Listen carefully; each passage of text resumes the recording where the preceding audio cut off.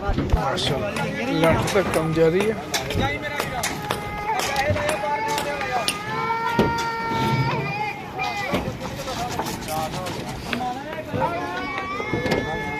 बशर भाई भी तके खा रहे हैं।